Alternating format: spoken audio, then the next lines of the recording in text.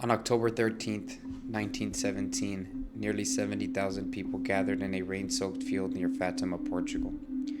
Some came searching for hope, others came to witness a miracle, and some arrived only to mock the growing rumor surrounding three shepherd children. Children who claimed they had been visited by something not entirely human. For months, strange lights, unexplained figures, and impossible predictions had drawn larger and larger crowds to the remote countryside.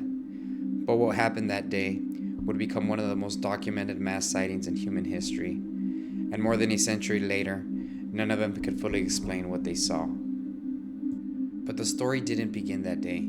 It began months earlier, with three shepherd children tending sheep in the hills outside of Fatima. Lúcia dos Santos and her younger cousins Francisco and Jacinta Marto.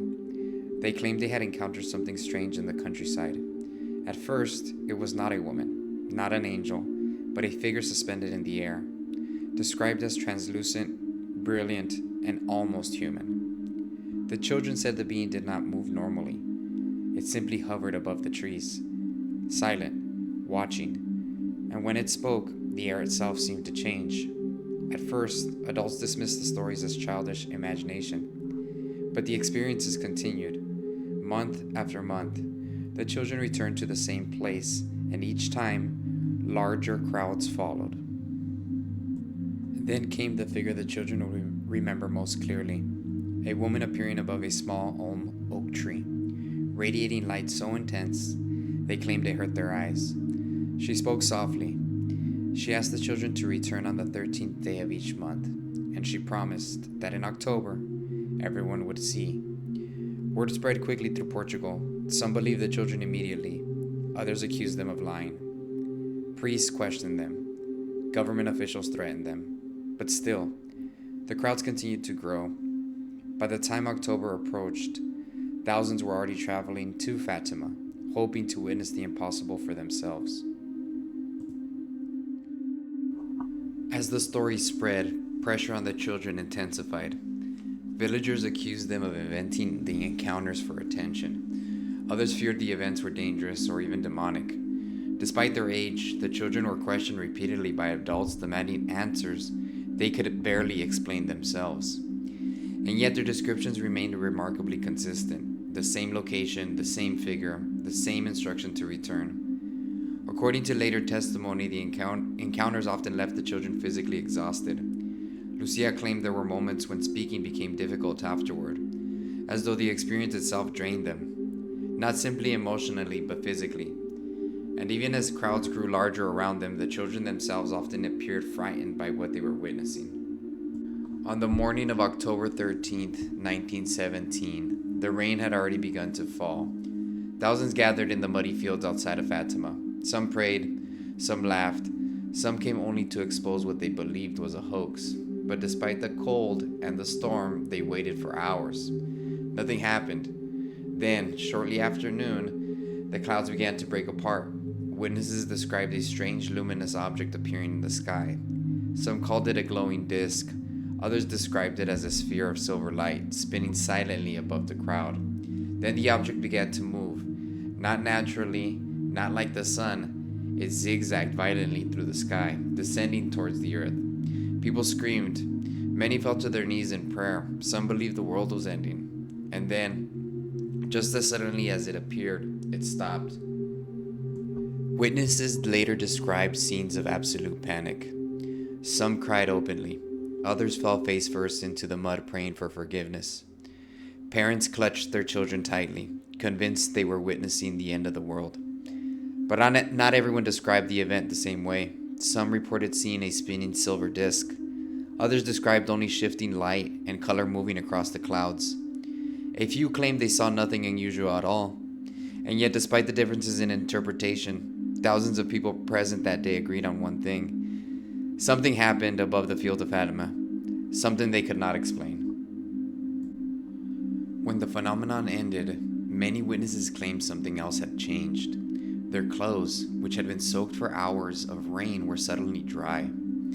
The muddy ground beneath them had hardened, and perhaps most unsettling of all, the event appeared to be localized. Only those gathered near Fatima reported seeing it. There were no global observations, no astronomical records explaining what thousands claimed to witness that day. Newspapers across Portugal covered the event extensively.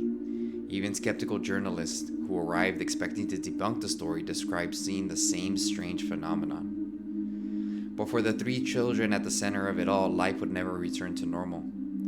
Francisco and Jacinta Marto both died only a few years later during the influenza pandemic.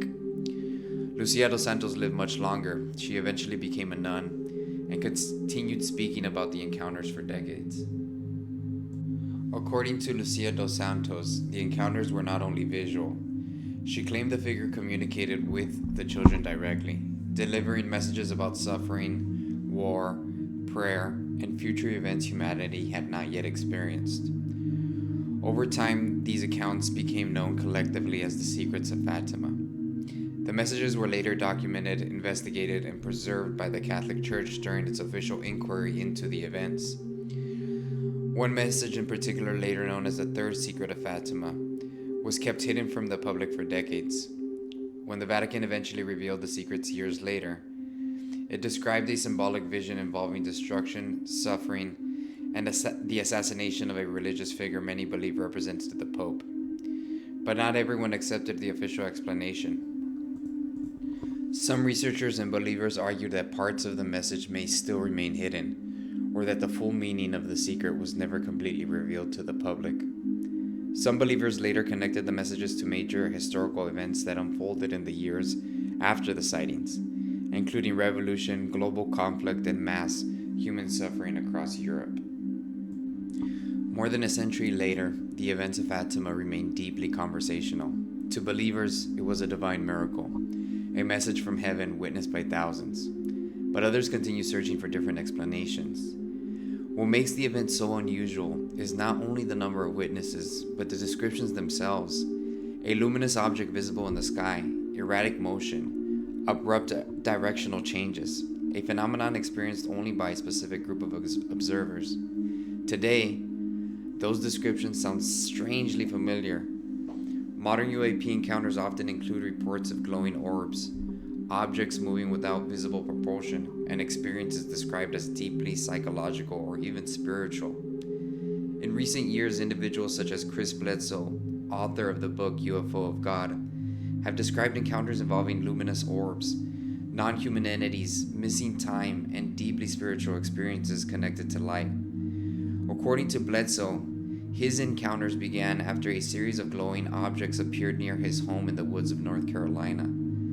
Over time, he claimed the phenomenon became increasingly personal, involving communication, visions, and experiences he interpreted as both extraterrestrial and spiritual. His story has drawn attention not only from UFO researchers, but also from individuals connected to intelligence agencies, NASA, and religious communities interested in the overlap between mystical experiences and modern UAP. Not identical to Fatima, but similar in structure, and perhaps the most unsettling possibility of all. That across different centuries, different cultures, and different belief systems, human beings may have been describing the same mystery, using different language. In 1917, the event became religious. Today, we call it something else. But the question still remains, what was seen in the skies of Fatima? And if similar encounters continue today, what exactly are we dealing with? Even now, there remains a divide in how these experiences are interpreted. Many people of faith view encounters like Fatima as genuinely divine, messages intended to guide, warn, or prepare humanity for what lies ahead. Others, including some researchers within the modern UAP community, have reached a very different conclusion. They argue that not every encounter involving light, visions, or extraordinary experiences should automatically be assumed to be benevolent. Some believe these phenomena may be deceptive by nature, appearing in whatever form a culture is most likely to accept. In 1917, that form may have been religious. Today, it may appear through the language of extraterrestrials, advanced intelligence, or unexplained aerial phenomenon. At this point, we simply don't know. And perhaps the uncertainty is what makes cases like Fatima so compelling. More than a century later, the questions remain. Different time, different language, but possibly the same mystery.